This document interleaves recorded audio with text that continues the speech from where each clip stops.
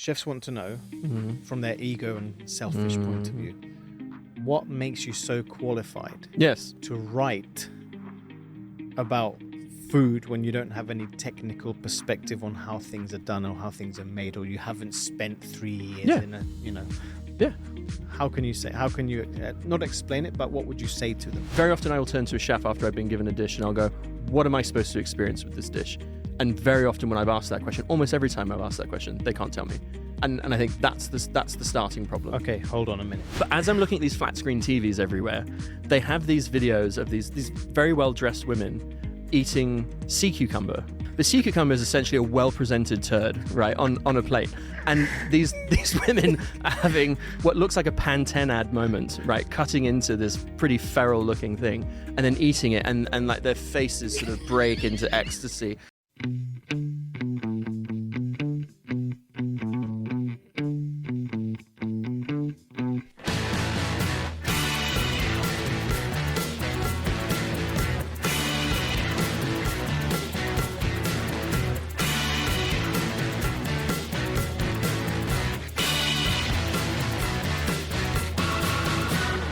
Welcome back to the Chef JKP Podcast. On today's show, we have, he's not a lawyer, he is an incredible food writer, travel blogger, and an all-round legend, in my view. Liam Collens, welcome to the podcast. Thank you very much. Really appreciate it. So, Liam, before we get onto all of the foodie and the good stuff and the hearty stuff, first thing I'm going to smash you with. Can you please tell me your earliest ever food memory? Ooh. So my grandfather was Jamaican. So I'm from Trinidad and Tobago, and my grandfather was Jamaican. And I think a lot of my food memories involve going to see my grandparents who lived in England. And so there was always that sense of occasion around it. And then meeting them and having someone who would just cook the most delicious, kind of hearty, familiar foods to what I'd had at home. But in this sort of very, very cold place in England. Tell me about those foods. So coming from Trinidad, the food in Trinidad is, because you're from Venezuela, right? Right. So we're practically neighbors, right? In that sense, I'm from Trinidad, you're from Venezuela. The food from Trinidad is quite different to the food from Jamaica. Not unrecognizably different, but quite different. Whereas in Jamaica, it's more they're known for like stewed chickens, belly of pork. This kind of stuff, rice and beans, etc. And this is stuff that we have a very different version of it in Trinidad. So I think it sort of amplified the intrigue of my grandparents because I didn't live in the same country as them. And that was really at the heart of it for me. So when you're eating those things now, what are the things that take you back down memory lane? I would say just spending time with them. I think that because they're gone now, right? So all my grandparents died a couple of years ago. And I think just that valuable time of sitting with them, talking about whether it is me going to law school, whether it's, moving to England, whether it's just, spending time with them in Jamaica. We went to Jamaica once together as well. And I think it's really about that kind of familial connection that you have. And I think in Latin America as well, but in the Caribbean, food is really the cornerstone, the start and the end of every conversation, every family moment. And what were the types of meals that you would have or that you particularly enjoy with the family at that time? So it's an interesting one. So my mother grew up in England, and my dad is Trinidadian, but his family was quite sort of mixed. And my mum is an incredible cook. She actually wrote a cookbook and never published it, and she should have done it. Oh wow! She should have done it. To be honest with you, and I think so. We had a very varied kind of home cooking, background.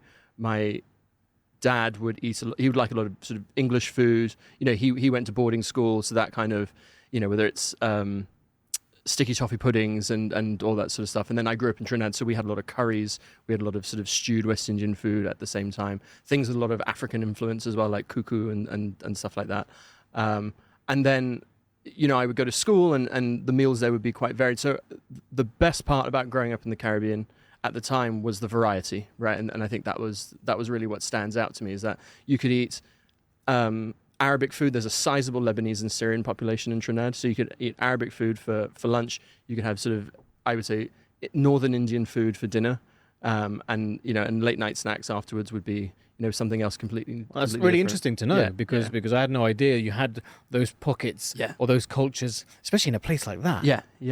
And I think a lot of it is historical. So in the Caribbean, you had slave trade, you had colonialization, you had people who were escaping their countries for whatever reason, and they ended up coming to the Caribbean because they were just points of trade.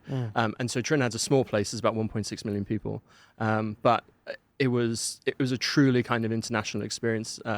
In that sense, and I wouldn't trade it for anything. Wow. So then, fast forwarding, you had quite a varied childhood in regards to the palates and the foods that you were honed to. But what would you say was the one meal that sort of kicked everything off, or that changed your life for you to start doing the writing and the travel blogging and all of these kinds of things? So there's. I know where I was. This is a little bit of a long story, right? So the reason I started writing was kind of twofold. So I'm a lawyer. That's my main job. And in a previous company that I was working for, I had the incredible fortune of flying all over the world. I was in Jakarta, I was in Beijing, I was in Brazil, and these were in the same month, right? And this was happening quite a lot. And I was given all of those opportunities, but I wasn't taking advantage of it, right? So you stay in the hotel, you eat room service. If I see another club sandwich, I'll pass out, right? Like this sort of thing. And here I am in Jakarta, not walking outside the hotel and eating authentic Indonesian food, or just walking down the street, and it's because I'm doing my emails or something like that. So there was this one problem on one side where I was like, I am not taking advantage of the opportunities that life is affording me, right? So that was on one side. Then on the other side, I became just very angry and impatient with, I would say, the shallowness of the kind of reviews that you'd get here in Dubai. And I'm talking about the sort of the Zomato blogger, right, in that sense, and people who would say, oh, this was tasty, or it was sumptuous, or something like that. And I just, it didn't give me the information that I needed. It didn't speak to like an informed point of view as to whether somewhere's worth going to or not. And I think also, it was quite clear that some reviews were for hire, if I could put it that way. So, we'll give you a meal and it's a 4-star review and all that sort of stuff. And that was, I would say, par for the course at the time when I started. And so there were these two kind of converging feelings that I was having. And so what I decided to do was I wanted to put something in my life that kind of forced me to get out there, right? That gave me a bit of work-life balance, that made me go and experience new things in new places. And so the next time I went to Kuala Lumpur, I had, the restaurant that I was going to, for example, I knew this was the place that I was going to go and visit. And it started on a trip in Myanmar. I was with my wife in Myanmar. We were in this great hotel and I was taking photos of everything. And I'm just thinking, I need to be doing more of this. I need to be taking advantage of all the opportunities that are in my life. And so that's where EatGoSee came from. It was about eat, go, and see. The go and see was getting out the hotel room and stop eating club sandwiches. So that's what I was going to ask you. So why EatGoSee? But now I get it. Yeah. So do you remember writing your first ever review? It was probably, so on EatGoSee, it was probably about 5 years ago. And I think it was about a Peruvian restaurant in Mauritius. And it was not, I would say, a great experience in that sense. And I wanted to, and this is where I had to try and work out I know this sounds very pretentious, but what's your brand? Like, what's your lane? Why are you doing this? And I think that's really, really essential.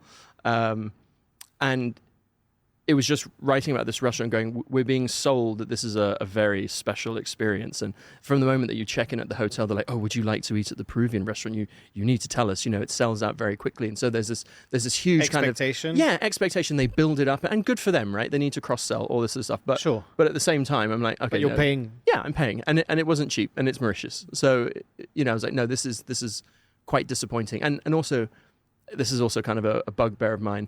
Why would I go to Mauritius to eat Peruvian food? Yeah. That is an amazing question, actually. And it's a bugbear that I have in the region as a whole. I got back from Oman a couple of weeks ago, and from a really lovely hotel, and I was just thinking, why isn't there like a standout local food restaurant here? Why is it that these hotels with these platforms can't champion local food? When I go to Southeast Asia, there will be a local food restaurant that's in the hotel, and they might do a very westernized, sanitized version of the food, right?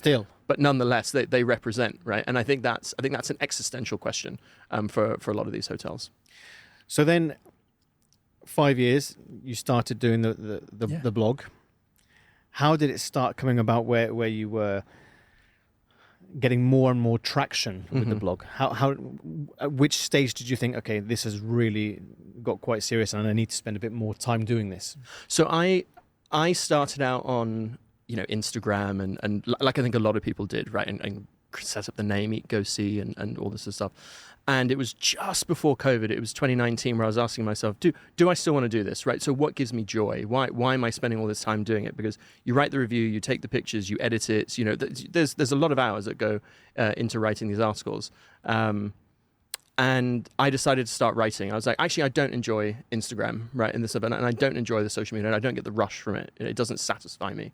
And what I really enjoy is the writing. And so I said I was going to set up the blog, and I would do it for 6 months. And if I couldn't do it solidly for 6 months and enjoy it, then I would stop, right? Because there's a fair amount of onboarding costs you have to do buying, the hosting space and all this sort of business. And I loved it, and I just kind of haven't looked back really. And you do get feedback from people, a lot of it positive, some of it, critical, but that's fine. I'm critiquing people. If you got to give it, you got to be able to take it. True. And so that's fine. But yeah. And tricky question for you. Yeah, go on. Tricky one. Now, no need to name names here. Sure. What has been by far your standout worst meal experience? And what I want to know from your point of view, you're talking to a chef, so I want to understand from a customer's perspective why it was so bad. So of all time, I probably couldn't remember, right? Because I think I put those things in the back of my brain.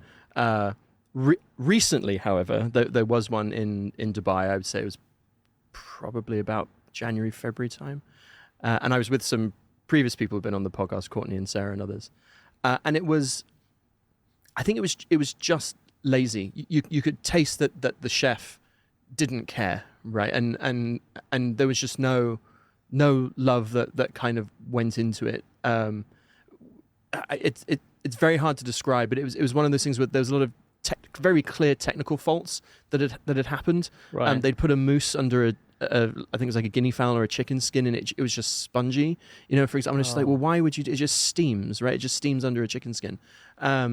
And the wine pairings were pretty bad at the same time. I mean, I could sort of look it up and go, this is like a 30 dirham, 40 dirham bottle of wine, and you're paying a lot more money, obviously. And I know there's markups, right? I'm not, I know how businesses work. That's absolutely fine. But you sort of got the sense that people had given up, right, at the restaurant. Oh my god! And it's a well-known restaurant in a well-known hotel, and I actually feel quite bad for the team in that sense, because you know this better than most. Chefing is hard, right? These are double-digit hours. You're working 14, 15, 16 plus hours. If you're in fine dining places, if you're in the the 3-star places, it's 18 hours days that you're putting in, and so to lose your mojo, to lose your motivation, it's got to be sort of gut wrenching. And I walked away going, well, this wasn't worth it, from it's just a calories perspective and everything else. And actually I feel really bad for the guys. Where do they go from here?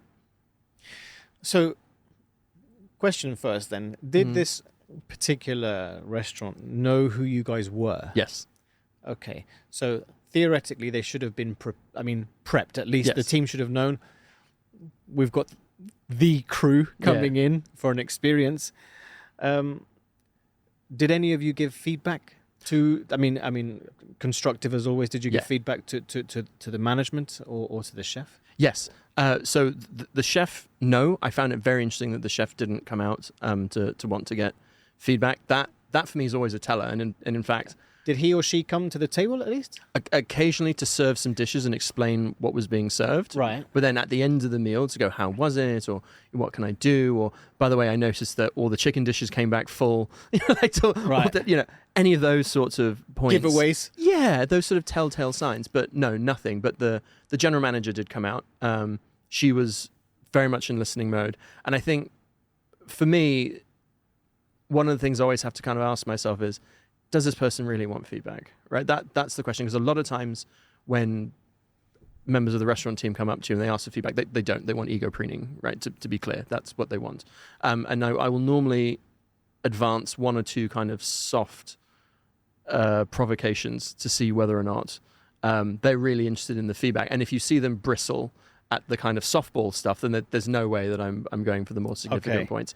But she stayed, and she stayed, I would say, for a good hour in order to take the feedback. And it's very, very difficult because you could see that she's working all the hours God sends, right? And you've got a bunch of people who, from her perspective, are probably terribly entitled and all that stuff. And I get it. I understand that the emotional balance of the conversation is quite difficult. But she took it. But good for her. But everybody was briefed that you guys were coming. Super clear. It was super clear, and we were coming. I think under the hope that we would talk about it on Instagram and social and things like that, and none of us did. And how does that? I mean, the thing is that, as you mentioned quite rightly, there are people, not only in Dubai, I think globally. Yeah. They tend to talk about food because they just think, okay, I'm going to talk about it because maybe then next time I'll get a free meal with my mate. Yes. Or you get people like yourself who are professionals in the field and are giving constructive feedback. Mm. Do you get any negativity towards you when it comes to giving back constructive criticism to chefs or to management? Yes. So I would say in the moment, what I try to do is I try to read the room. And again, if you throw the two kind of softball points and it's met with, haunches and all this, there's no point leaning in any further, right? Because you're only going to walk away angry, right? In that sense. And why do it, right? It's a waste of everybody's time. Where I've had, I would say, quite concerning feedback has normally been through publication. And there have been two occasions in particular where I thought, oh, this is not going to go well. In that, like, I was quite concerned that someone was going to take legal action or something like that. So that usually doesn't happen in the restaurant. That normally happens outside the restaurant. But do you then, when you're writing about the venues per se, do you give them a heads up beforehand, or do you say, look, we're going to, on that particular evening, service food was not great, but we're going to write about it just to let you know? Or how does it work? So I think that the trick is as follows. You have to give the most damning criticism in private, right? Because I think in a restaurant, there's 25 people that work in a restaurant. There's 25 families depending on that restaurant, right? So you need to be very thoughtful about the impact of what it is that you might say. Now, I'm not trying to suggest that I've got some massive impact or something like that, but I think you have to be quite sensitive to that position. When I go to a restaurant, what I will typically do is I will then reach out to the chef, or I reach out to someone in the management and say, hey there, came for dinner last night, blah, blah, blah, blah, blah. I probably saw them as well. They probably knew I was coming, something like that.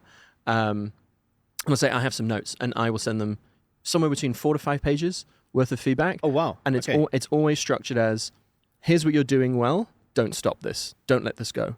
Like, nail this into the floor, right? Here are the things that would take you from good to great, which is a very positive way of saying you need to change this. And then another line that's called missed opportunities. So I feel like these are blind spots. I feel like these are things that you could be doing that you're not doing, in that sense. And that's slightly different to good to great, because good to great implies that this is something that you're doing that you're not doing well, whereas missed opportunities are things you're not doing at all. Okay. In that sense. And there are a lot of restaurant owners in Dubai that will ask me to come to the restaurant in the early days because they want that. It's basically free consultation. Right, that's essentially what it is. You need to change that, Liam. That's true. No, I should. But I think that's important. And then when I write publicly, I need to give the reader enough of a flavour as to whether or not it's worth them, booking the babysitter, getting in the Kareem, their wife putting on some heels or something like that, and then heading out for dinner and spending money. That needs to be about enough where you have to kind of read between the lines and go, is this worth it? That's it. Because I read most of your reviews and they're really cool. The way that they're structured, some super funny one-liners in there, which I love. But I think that the way that you're giving the critique or you're writing is correct. And Thank you. The fact that what I like is that you're not just saying you're rubbish. Don't go. Everything is structured in a really good, constructive way. Now, going a little bit further down the line, not about writing, but you in particular, you've eaten in a lot of places around the world. Yeah. Which genre of food currently excites you the most? So my wife and I bought a house in Italy, so I think it's Italian food, and northern Italian food in particular is probably our go-to. It's the thing that we probably enjoy the most in that sense. So yeah, I would say northern Italian food, and I know that's probably not very sexy or trendy or any of that sort of stuff, but there's so much finesse in it. There's so much respect for the provenance of ingredients as well, and it can either be complicated fine dining, or it can be very casual trattoria type stuff, and there's just so much in between. Ingredients are amazing. Ingredients are amazing, right? And yeah, they're normally in beautiful settings. And then which ones do you? Different question. Go on. Which continent excites you the most when it comes to food, and not Europe? I would say it's a split. Okay, it's a split between things that I don't know and I want to know more. So it's more intrigue, if I could put it that way, and then areas where I can just tell there's a lot of depth, and I need to kind of wrap my head around it intellectually. So I would say Southeast Asia is a sort of area where there's a lot of intrigue. You've got Vietnam or Laos or Thailand or all these other sorts of places, all the way up to South Korea. And then I would say India, I would almost treat as it's a subcontinent, but I would treat it as a continent. And I've got a friend, Pallavi, who, what she doesn't know about food isn't worth knowing. And she's done, I love talking to her about this, because for me, there's kind of no such thing as Indian food in that sense. It's like, it's very regional, it's very specific. You've got sort of, whether it's Rajasthan or whether it's Kerala or all these other sorts of things. And I think to kind of brush it as being Indian food in that sense, in some ways, is probably a bit blithe to the detail. And so I would love to do a kind of 6 months around India or something like that, just kind of grazing my way through and trying to understand the nuances. And where are the sort of, which is the type of food that you would not try? So I think it's probably stuff where morally or it's not a cuisine. It's something where morally or ethically I probably have a very, very hard time with it. So I've got some friends, let's say, where I've recently become aware of this Filipino dish where it's sort of the egg, right, with the baby chick that's inside, the embryo, right, and I've forgotten the name of it, and people who are listening can probably message us and say what it is. And I would love to be able to eat something like that, right? Because I think it's kind of the Anthony Bourdain type devil may care, got to try everything, only live once attitude. But I think I struggle at wrapping my head around that, and am I really going to eat basically like a chick embryo? So that it's that sort of stuff where I'm a bit like, I went to Iceland, I wanted to try the fermented shark and all this sort of business, but I actually didn't see any, which makes me think maybe it's not as popular as people make it out to be. Puffin? Yeah, so puffin's another one. Yeah, the bird, that's the fatty bird type thing, right? But yeah, so that stuff. Wow. Okay. So then going back to the restaurant reviews, you're now a writer in a prominent magazine here.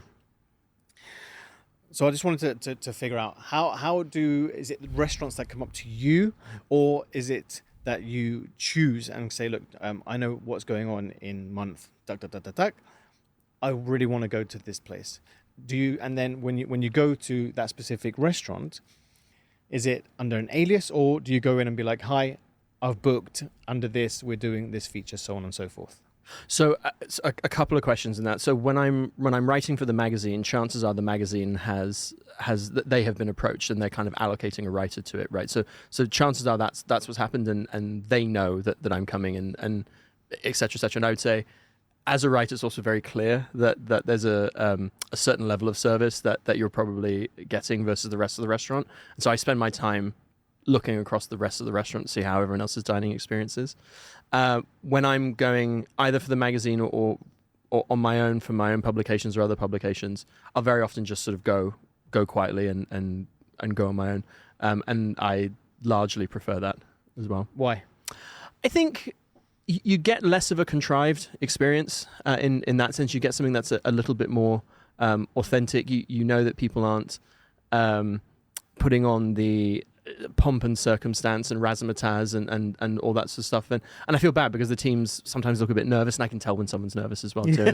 And it's such a shame, right? Like, why are we doing this? This is one of the most pleasurable experiences in the world, and yet all of us have our backs broad. So, let's kind of relax. But I think it's quite also, I mean, restaurant teams are sort of, they used to be, or especially from a management point of view. Yeah. They tell our writers coming in. Yeah. And normally, a critic's or a writer's face is plastered all over the back kitchen with dartboards. Not with dartboard. But with this is the title, this is the person, that if you see them, it's like red alert. It's like an FBI board. Yeah. So that's why. But now I think chefs are becoming a little bit more, not I would say relaxed, but they understand that feedback is important. Because the other thing I wanted to ask you is, and I've asked all the writers in Dubai, chefs want to know from their ego and selfish point of view, what makes you so qualified to write about food when you don't have any technical perspective on how things are done or how things are made, or you haven't spent 3 years in a, how can you not explain it, but what would you say to them? So I think that's a fair critique. I actually don't mind that critique, and I take it on board, because I think in the spirit of, if I'm going to dole it out, I also have to take his, right? What I would say is that critique only applies to one element of the restaurant, right? And that is the food that's being served. Yeah. In that sense. So we also look at ambience, we look at atmosphere, we look at value for money, all these other sorts of things. We look at the service, right? We look at the wine selection that's there, all this stuff. So we're looking at it from a far more kind of holistic perspective. I'll look at whether or not the bathrooms are in or outside the restaurant. Can I get parking easily? All these other sorts of things, right? So and where's the location of it? So you don't need, frankly, to have taste buds in order to be able to judge any of those sorts of things specifically. I do take the point about, look, if I've not put in the 10,000 Gladwellian hours, right, on honing my craft as a chef or something like that, then I can understand where that perspective comes from. But what I would say is that I go out to eat 3 to 4 times a week, easily. Most chefs I know don't do that in other people's restaurants in a month, yet alone in a week. And so a lot of my job is also kind of looking at the comps or the benchmarking in the market, right, and say, okay, here's a British contemporary restaurant, for example, very popular, quite pricey. Is it better than another one that's over here? In that sense, is it worth the difference? How is the service different? Would I bring my wife to this one? Is this just for special occasions? That one's more of a brunch place, and so it's really trying to where does this restaurant sit and where does its food sit at its price point? For people in this market, and I think that's really a lot of what my job is. Because I agree with you. It's very much the same what I'm doing now. People are saying to me, "You're a chef. Why are you doing podcasts, you weirdo?" But because I think, I want to understand why people are writing about food, why people are doing what they do, and I think it's a really interesting job actually writing about food. Yeah, because it's not easy. No. Also, to be able to hone and conceptualize everything on paper, or the entire experience that you've gone through, that takes time. It's a process. It's not a Chat GPT. No, it's far more than that. There's a lot of people that use Chat GPT and now. that's another one. Yeah. But just on your point about the food, so I love to cook. I cook at home. It's my therapy, right? And my wife will tell you that, middle of the week, I'm already thinking about, what we're going to be making on the weekend and all that stuff. And she's kind of sick of it, right? In that sense. But I do love cooking at home. And so that does not make me an expert to the same way that you've honed a craft over the years. But it does tell me when I go into a restaurant, I go, okay, this skin is crispy. And it is scored on the fish. And so there's a degree of attention to detail that's happened. Or we're having a ravioli and the pasta, isn't very thin and it's not described as country style, so there's a technical error here, right? So those sorts of things, I do have a little bit of my own personal insight through experience. Also, the thing that I'm trying to challenge myself to do more of is go to cuisines that I know nothing about. So I went to a Filipino restaurant a couple of months ago, I would say, and I've been to the Philippines, had a lovely time, but I can't say I understand Filipino food much. So I took 3 Filipino friends with me, right, to basically go, tell me, is this authentic? Is this the kind of westernized, sanitized version of the dish, you know, all these sorts of things to try and glean these kind of insights. And I think if you're, I strive to be a professional in this arena. And I think if you are a professional about these things, then the amount of hours that you put in before you go to the restaurant is quite significant. It's the bit below the water of the iceberg that people don't see. And I think people need to be making more efforts in that regard as well too. Because look, you have a very, very serious day job. Yes. You know, being a lawyer anyway is full on, a lot of reading, all of that kind of stuff. And at the same time, you are a writer, published in magazines, and you're doing your own thing. So that's the other one, is because there's going to be a point where you're going to be really amazing at the writing, and you're going to make a choice and be like, okay, am I going to carry on doing this, or do I really focus on this craft? Because, you know, it's not easy, and the level that I see you is a global level. You know, going to New York and Tokyo and Paris or Peru to write about these people. Yeah. So thank you, by the way. In turn, I want to know your personal opinions about 50 Best coming into this region, which, you know, was a huge deal. Yeah. Which was 2 years ago. Yep. And then 2 years ago also Michelin came. Yep. How do you feel about these players coming into a market like the UAE? I think it's fantastic. Genuinely think it is fantastic, and I think for a lot of people in the region, I don't want to say we felt it was overdue. I know you were quite a big fan of Michelin coming to at least to Dubai or to the Middle East.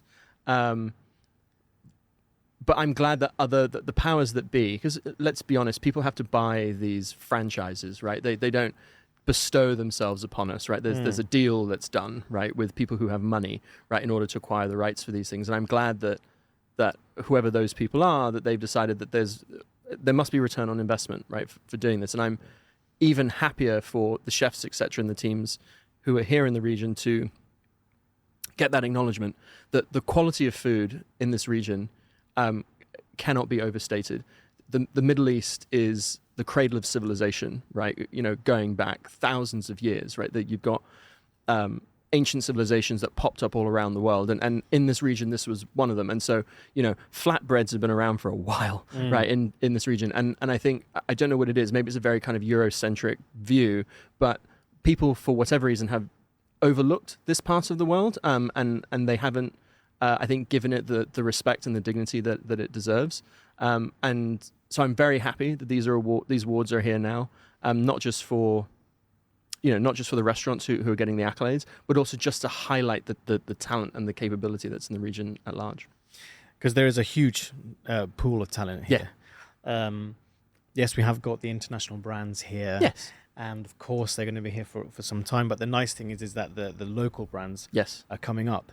But what do you think is the predominant difference? Would you say, because you've eaten in some really incredible places? Life is good to me. Life is good to me.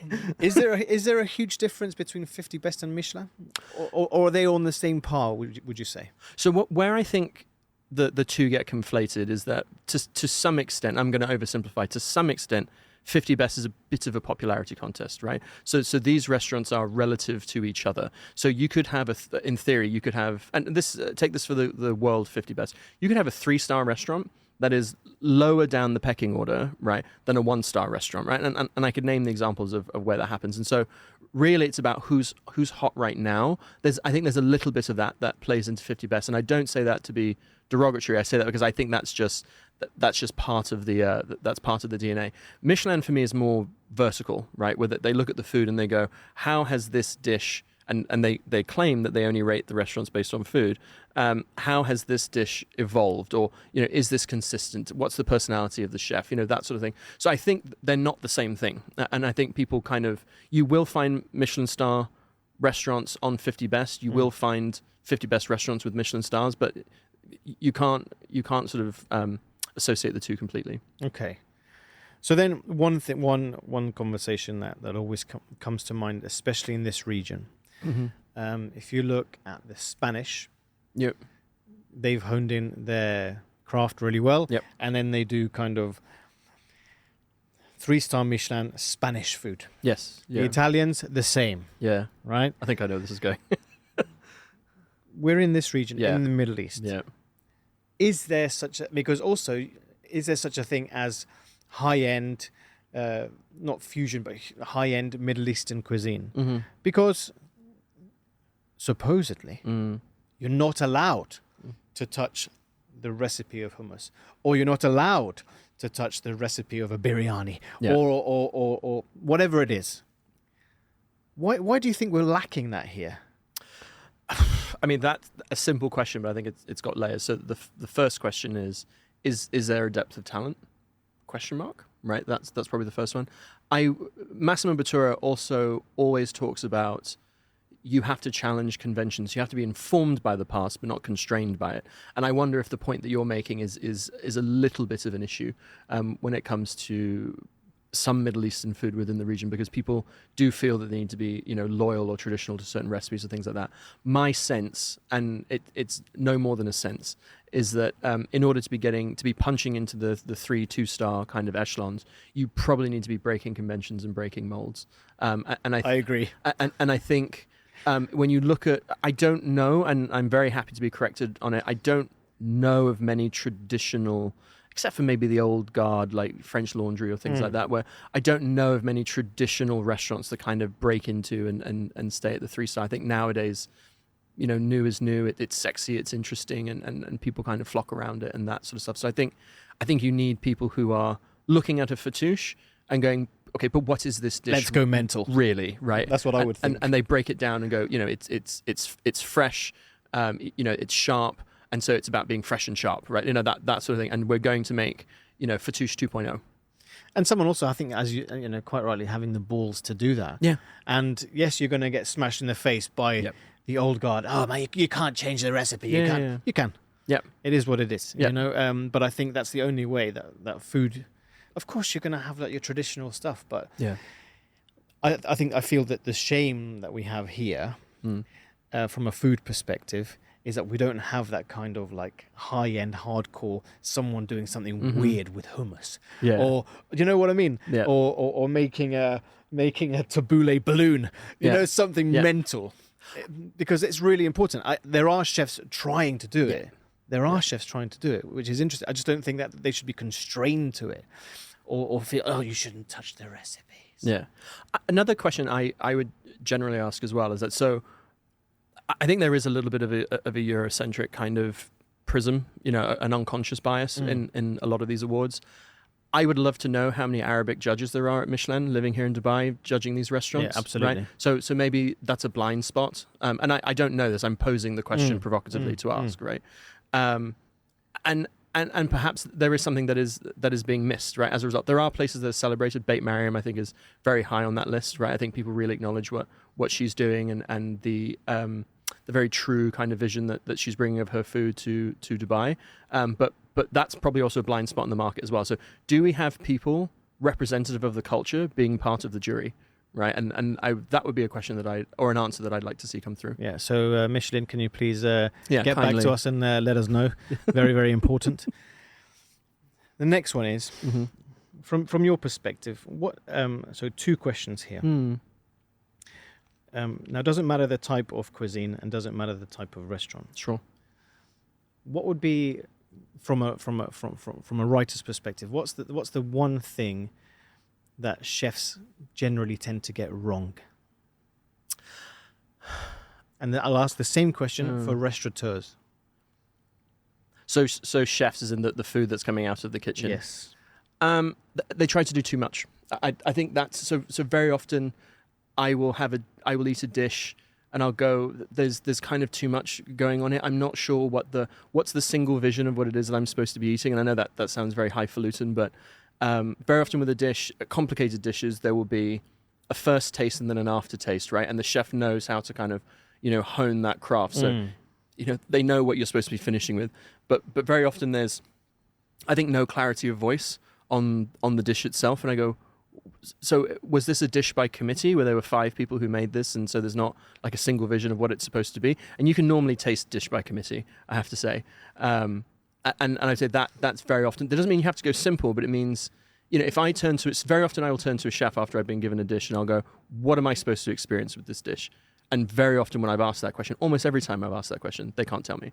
And I think that's the starting problem. Okay, hold on a minute. Let me go back, because I think this is a really amazing point. Yeah. And it's something that I think chefs, cooks have to learn or have to understand. So a dish, by all means, especially, and I'm talking about a restaurant, whether it's casual or high end, must have a purpose. Yeah. Right? However, most of the time, your point is that when you're asking some chefs, those dishes don't have a sense of purpose or meaning. See, I think that's really sad. Yeah, I agree. I think that's really interesting. I agree. It feels very all-day dining in that sense, and that's all-day dining has its place, right? But if I'm in a restaurant, and again, the chef's put in 10,000 hours and all this stuff, and there's a dish there. It's like, what am I meant to be experiencing from this? And again, I don't mean that in a very kind of emotional, highfalutin way, right? It could be a very kind of casual. Well, even restaurant. If it's a burrata with tomatoes, right? Yeah. What am I supposed to get from this? Right. Am I meant to? Is it meant to be the tomato that's meant to come through? Are you trying to talk to me about how wonderful the seasonality of this ingredient is? Is it how crusty but how well made your homemade bread is? If it is homemade, that. What am I supposed to be getting from this dish? And I think sometimes it just feels like things are just being pelted at the wall, right? And hopefully something sticks. And I think I don't know if that's confidence or lack thereof. I don't know if it's management, if it's dish by committee, these sorts of things. Sometimes people put a dish on a menu because they know, look, burrata's like, name a restaurant without burrata in its menu, frankly, right? And they know they have to have a burrata dish. Yes. They just put it on there. It's like burgers 5 years ago, right? Every restaurant had a burger for the Japanese restaurant. They had a burger, right? They had to. This sort of stuff. And sometimes they put it because you got to make money. I understand, right? Fair is fair. But still make it tasty. Have a voice, right? Yeah. Have a voice. Be very clear as to what your voice is about that dish. Love that. So every dish to have a voice. Yeah. No, absolutely. And I think that's why Michelin have that category of what's the personality of the chef, right? And I don't really know what that means, but that's my interpretation of what that means. So if you give me a dish from Himanshu, a dish from Gregoire, something like that, I will know who has served which dish. Not just because one leans more Indian, one leans more French, but there's a plating, a style, an approach, a personality that lies behind it where I can go, yeah, I know who's done that dish. There was a very famous quote by Marco Pierre White that said, any restaurant critic or guest that walks into his restaurant, they should be able to smell him. And that is probably true. And you know how Marco is. Yeah. But actually, yes, it kind of makes sense in a way where you walk into that restaurant and you understand the feel of the place, the vibe, all of that kind of stuff. Yeah. And look, the same question will go to restaurateurs. What do they get wrong? What can they do better? Because as you said, dishes should have a voice. How should restaurants do the same? I think. Look, I think this trespasses kind of into other questions, like, what are the things that are sort of missing in Dubai? But I would say with restaurateurs, it's, it's probably take feedback. That's probably I know that feels like a bit of a cop out, but it's really take feedback and maybe also have a bit of, again, a kind of clarity of voice. We know the hospitality groups that kind of launch restaurants behind certain trends, and we know that those are probably money grabs, right? In that sense, and fine. Again, I go back to the point I've made earlier. You have to make money. This is a business, right? This sort of stuff. But what is your kind of clarity of voice that you're bringing to the table? There are, I tripped on 15 Japanese restaurants on my way here. I probably struggle to see the difference between all of them, right? To be honest with you, right? In that sense, and so take feedback. But also, again, just have that clarity of voice. Why are you in the market? We've got 13,000 restaurants here.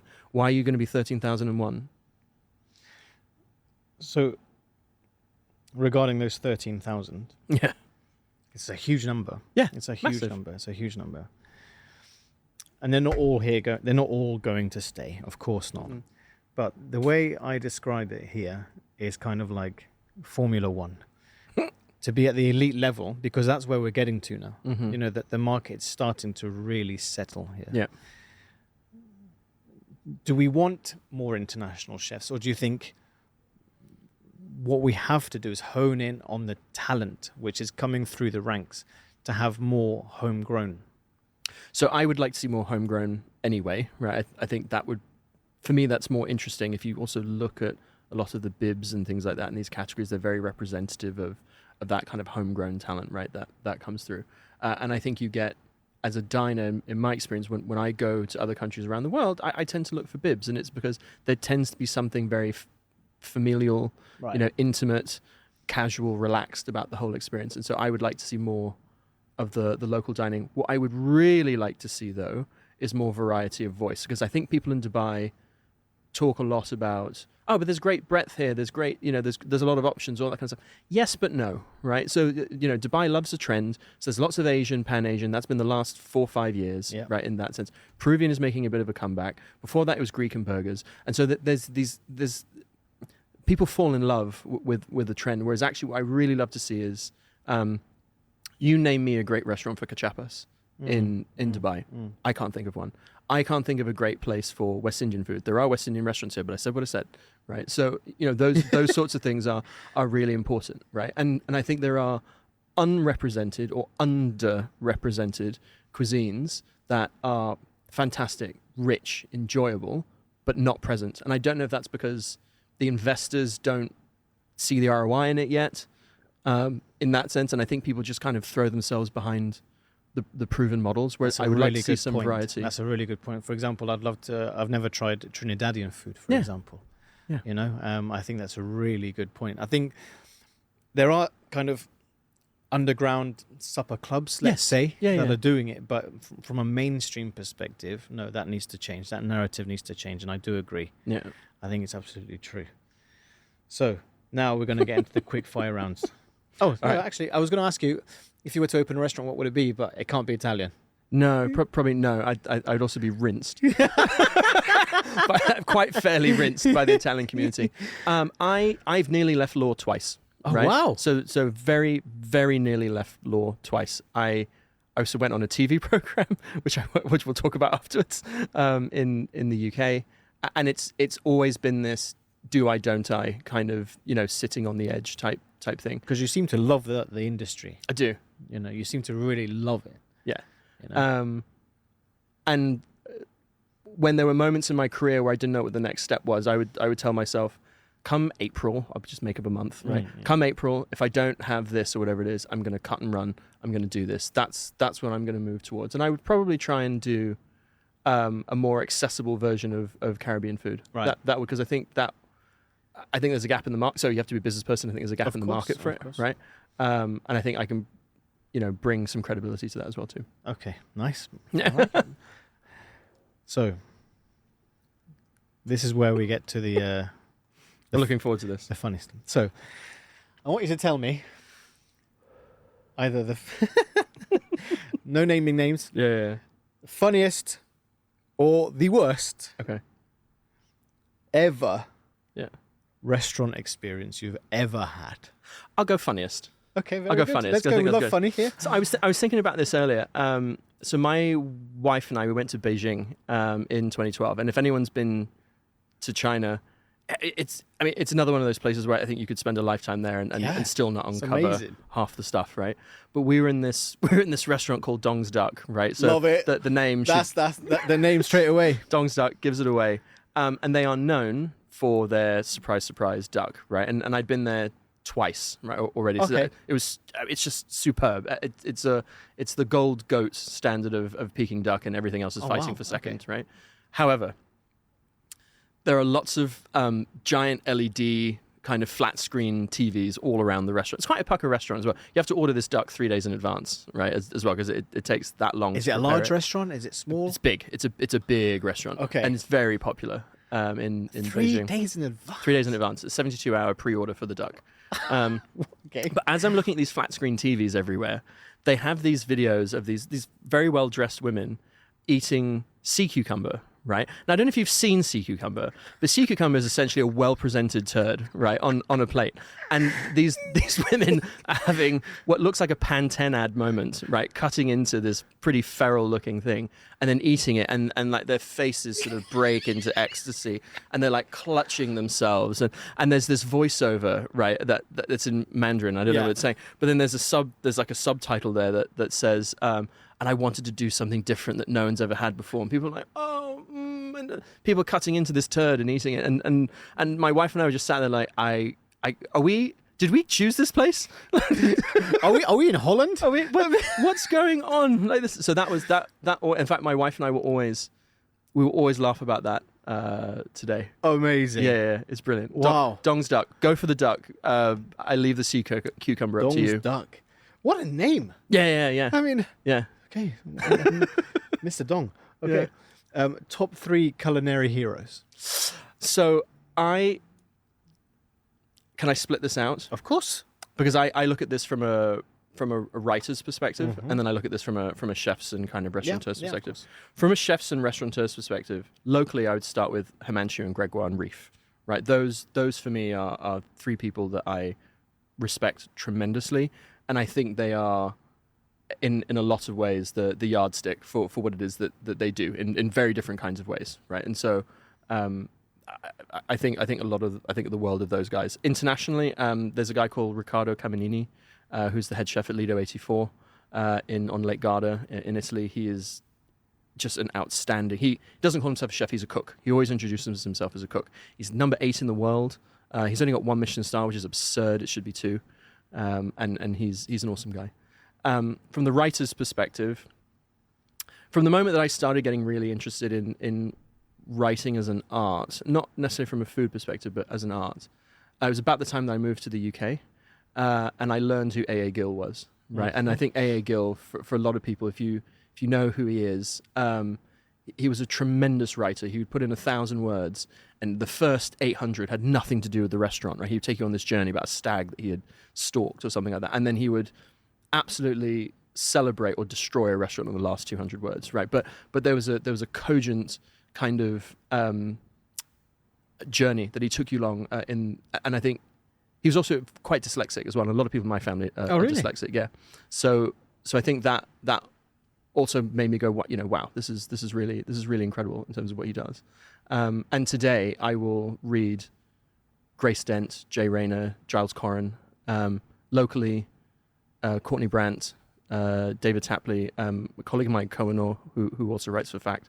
She's excellent, and a guy called David Constable, who's freelance. He's a I don't understand why that guy doesn't have he should get the Sunday Times job now that Marina's left, right? He should go there. He's an excellent writer. Okay. Yeah. Wow. Yeah. So actually, a funny story about A.A. Gill. Oh yeah. Is that? Oh no. No, back in the day, it's obviously you're talking like 2002, 2003, I think around that sort of time, maybe 1999, when Gordon was opening his 3-star. Yes. Yeah. I know. So A.A. Gill walks in to his with Joan Collins. Yeah, Jeremy Clarkson. Yeah. And which is a weird table, by the way. Yeah. Imagine that conversation that night, and Gordon is like, "What are you doing here? Sorry, you have to leave because you slated me before." Yeah. You know, and that's the other thing is that as a writer, you have a lot of power. You know, when it comes to writing about restaurants and written in the wrong context, as you said, it could really make or break a restaurant. And A.A. Gill was quite sharp on doing that, wasn't he? Yeah, a tremendous credibility. You know, I think here in Dubai, I think it's very limited as to Yes. how far you can take the criticism. Oh yeah, no, Yeah. but you've had a few critics being barred from restaurants and things like this. But yes, it is quite limiting compared to other countries where they can just really make or break you. Yeah. Do you have a thought? Let me flip this over. Do you have a thought on that as not just as a chef, but as a consultant and all those sorts of things? Do you think there's value left off the table for critics not being able to lean in perhaps as much as they would like to? It's not a trick question. No, I'm asking because no. I think critics are critics for who they are. Yeah. But I think there is absolute value to it, because at the end of the day, if I take everything out about chefs are competitive people by nature. They're competitive. It doesn't matter what you say. Oh no, I'm not competitive. You are. Yeah. All chefs are competitive by nature. And at the end of the day, all they want to do is get better but for what they do. Even the old boys, and I'm talking the guys who are 60, 70 years old and still doing it, they want to get better. Yep. Even if they've been at a 3-star level for 30 years or whatever. And I think, yes, if a critic is going to smash you, it's tough. Of course, it's painful. Of course, it's painful. But you need to read between the lines, because that person is actually trying to make you better. Yeah. Right. So for me, I think there should be more kind of real, hardcore, honest reviews. And at the end of the day, if a 20-year-old chef will take it far more harder than somebody who's been in the industry. Yeah, of course. But I'd like to think that there was, and I do agree with you in a way that there's a lot of the reason why I love Himanshu so much as a chef. Is because he really asks for the feedback. Yeah, he wants and it. He's not asking you to be polite. No. He's asking you because he wants you to get better. And he wants to get better, and his team to get better. And I think there's a huge amount of respect for that. Yes. And not a lot of people are willing to sit down and say, listen, now tell me the truth. How was it really? Yes. Yeah. And I think there's something to be gained from that. I completely agree with you. I also completely agree with your comment about Himanshu. I've sat after hours in studio and talked to him for hours about dishes, and then I'll follow it up with an email saying, hey, here's what I said, in case you want to print it out and take it back to the team and those sorts of things. And I think, it can't be a coincidence. There's a correlation between that kind of habit and where he is today, right? In terms of the restaurant. And because he's listening to his customers. He's really listening, and don't forget that guy's been working for 12 solid hours before. And he's like, can I please take the time to listen? Please tell me the truth, Yeah. He's a lovely man. I think it's important. Yeah. It's important.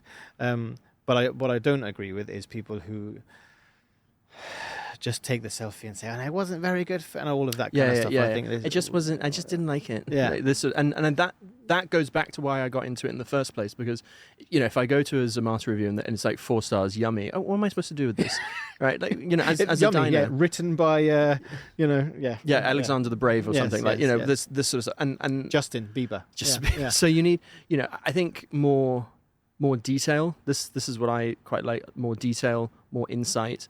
Because, and also it's, there are places that I hold up and I think are great, and then people will message me in my DMs and go, I went and it was awful, right? This sort of stuff. But that's because perhaps you're known as a writer. Yeah. But also that's unfair, no?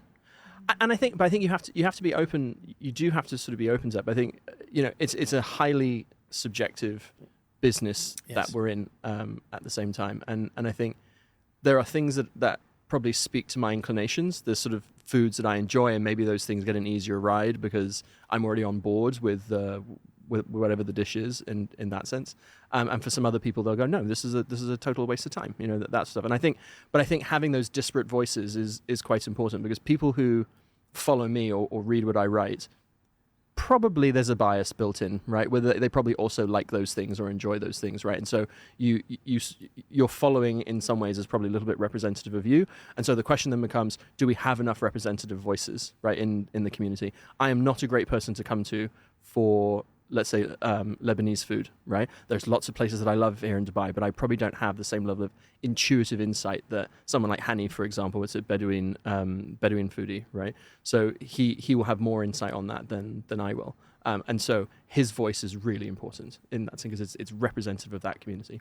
But I think that's what's also really exciting about the community that we're in, because there are so many varied foods. I mean, Jesus, if I look at the supper clubs, the restaurants, the new launches, it's just endless. Yeah. And the food halls. I mean, another one. It's just, it's coming. Yeah, it's really full on. Yeah.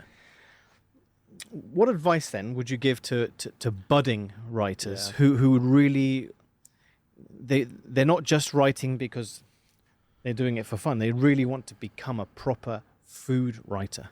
So I have 3 tips. The first one is start with why. So why are you doing this? That's really, really important. So this goes back to the Simon Sinek kind of, philosophy of start with why. Why are you doing this? Spend a lot of time in an existential way asking that question. And then once you're clear about why you're doing it, then ruthlessly pursue that, right? And go down that road. Because in this profession, in this sort of, in this work, you will be tested by people. You will, and this is true for chefs and restaurateurs as well. You will be tested by people. You will be doubted. You will be given perhaps opportunities and offers that, as enticing as they are, aren't true to your purpose. And so why do them? You might get pulled in different directions, but just always come back to why you're doing it. And I sort of ask myself that about twice a year, right? In that sense, like, should I still be doing this? I've got a very full-time job. I've got a marriage, I've got this, all this stuff. So why am I spending 12 or 15 hours a week on doing this, right? And so be super laser clear as to why you're doing it. The second thing is be consistent. So this is the area where I probably struggle more because I have that super full-time job. I have a marriage, all these sorts of things. But you have to be consistent, and you also have to be in it for the long haul. So I probably didn't get notice or get traction for the first 2 to 3 years, I would say.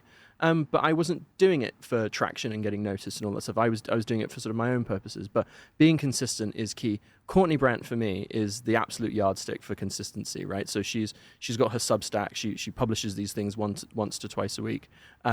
She's very good with her stories. She is, I don't, militant, almost Germanic, right? Like all this stuff about putting out content and things like that. So you also have to be consistent, because if you're fly by night, then I think people don't really buy into what you're doing, because it probably looks inauthentic, if I can put it that way. And then the last thing is take feedback and research. So there are restaurants that I can see the missteps that I made in the beginning in that sense. And I think, again, if you're going to dish it out, you have to be able to take it. It's amazing advice. So then, what advice would you give to a 16-year-old Liam? Ooh.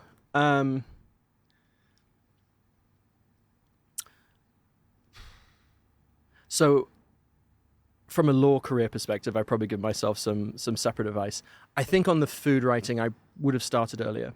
And it goes back to why I started it in the first place. And I think, when you're going through law school and bar school and all these other sorts of things, what I didn't have was a sort of outlet, something that was for me, something that what Stasha calls, nourishes her soul, like in that sense. And I think I would have started it earlier for myself in that sense, and not for the success of it or any of that sort of stuff. I think I would have just gotten on the bandwagon a little bit earlier, and I would have spent more time being clear as to why I'm doing this in the first place.